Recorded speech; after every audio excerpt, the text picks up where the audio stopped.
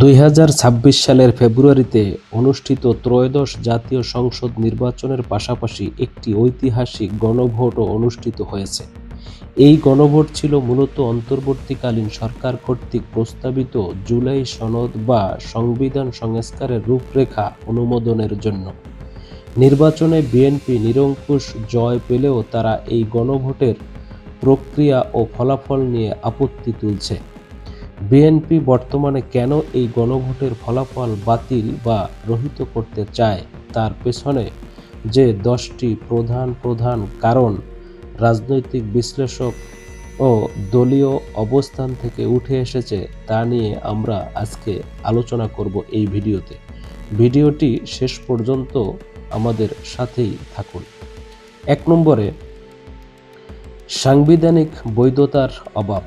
BNP প্রধান যুক্তি হল, বাংলাদেশের বর্তমান সংবিধানে গণভোট বা রেফারেন্ডাম কোনো সুনির্দিষ্ট বিধান নেই। পঞ্চদশ সংশোধনীর মাধ্যমে এটি বাতিল করা হয়েছে। ফলে সংসদের অনুমোদন ছাড়া কেবল একটি অধ্যাদেশের মাধ্যমে আয়োজিত গণভোটকে তারা অসাংবিধানিক মনে করছে। 2 নম্বরে, সংসদীয় সার্বভৌমত্ব রক্ষা। বিএনপি বিশ্বাস করে সংবিধান সংশোধন বা বড় কোনো রাষ্ট্রীয় সিদ্ধান্ত নেওয়ার একমাত্র আইনগত অধিকার জনগণের ভোটে নির্বাচিত জাতীয় সংসদের। গণভোটের মাধ্যমে সংসদের এই মৌলিক ক্ষমতাকে খর্ব করা হয়েছে বলে তারা মনে করে। 3 নম্বরে, দ্বিকক্ষ বিশিষ্ট সংসদ ও আনুপাতিক পদ্ধতি, যেটাকে পিআর বলা হয়।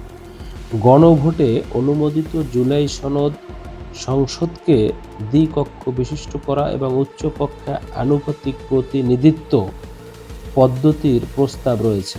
বিএনপি মনে করে এতে তাদের মতো বড় রাজনৈতিক দলের একক প্রভাব কমে যাবে এবং ছোট দলগুলোর অপ্রয়োজনীয় দর কষাকষির সুযোগ তৈরি হবে। 4 নম্বরে, প্রধানমন্ত্রীর ক্ষমতা সীমিতকরণ। প্রস্তাবিত সংস্কারে প্রধানমন্ত্রীর মেয়াদ 2 মেয়াদে সীমাবদ্ধ রাখা এবং দলীয় প্রধান ও সরকার প্রধান আলাদা করার কথা বলা হয়েছে। বিএনপি এই প্রস্তাবগুলোর সাথে সম্পূর্ণ একমত নয় এবং তারা চায় এই বিষয়ে সিদ্ধান্ত নেওয়ার আগে সংসদে বিস্তারিত বিতর্ক হোক। 5 নম্বরে, হ্যাঁ ও না ভোটের অস্পষ্টতা।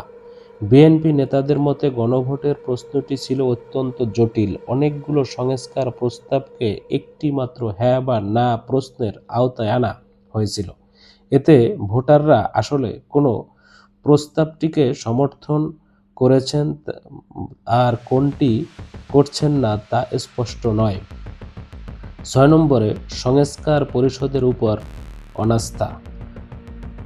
সংবিধান সংস্কারের জন্য যে পরিষদ গঠনের কথা বলা হয়েছে তাতে বিএনপির প্রতিনিধিরা শপথ নিতে অস্বীকৃতি জানিয়েছেন। তারা মনে করেছেন এই পরিষদটি রাজনৈতিকভাবে নিরপেক্ষ নয় এবং এটি একটি বিশেষ গোষ্ঠীর এজেন্ডা বাস্তবায়ন করছে।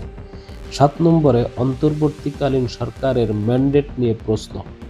বিএনপির অবস্থান হলো অন্তর্বর্তীকালীন সরকারের কাজ ছিল কেবল একটি সুষ্ঠু নির্বাচন উপহার দেওয়া, সংবিধানের মৌলিক কাঠামো পরিবর্তন করা নয়। গণভোট আয়োজনকে তারা সরকারের এখতিয়ার বহির্ভূত কাজ হিসেবে দেখছে। 8 নম্বরে, রাজনৈতিক প্রতিযোগিতার সমীকরণ।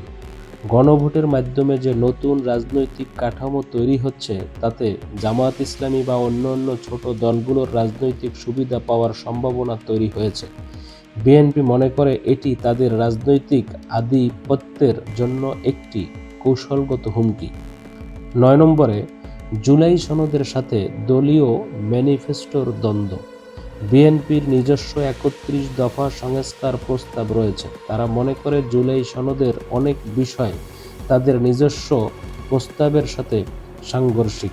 গণভোটের ফলাফল বাস্তবায়িত হলে তাদের নিজস্ব রাজনৈতিক প্রতিশ্রুতি বা রূপরেখা বাস্তবায়ন করা কঠিন হয়ে পড়বে। 10 নম্বরে, আইনি ও বিচারিক চ্যালেঞ্জ। ইতিমধ্যে সুপ্রিম কোর্টে এই গণভোটের ফলাফল বাতিল চেয়ে রিট আবেদন করা হয়েছে। বিএনপি এই আইনি লড়াইকে সমর্থন দিচ্ছে যাতে বিচারিক উপায়ে এই ফলাফলকে বাতিল করা যায় এবং সংসদীয় উপায়ে পুনরায় সংস্কার প্রক্রিয়া শুরু করা যায়। সহজ কথায় বিএনপি নির্বাচনে জয়ী হয়ে এখন চায় সংসদীয় প্রক্রিয়ায় নিজেদের মতো করে সংস্কার করতে, যা গণভোটের ফলাফলের কারণে কিছুটা বাধাগ্রস্ত হচ্ছে। প্রিয় দর্শক শ্রোতা, আমাদের এই ভিডিওর এই পয়েন্টগুলোর সাথে যদি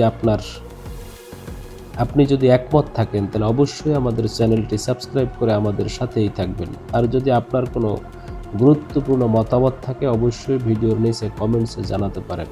সকলে ভালো থাকবেন ইনশাআল্লাহ। খোদা হাফেজ।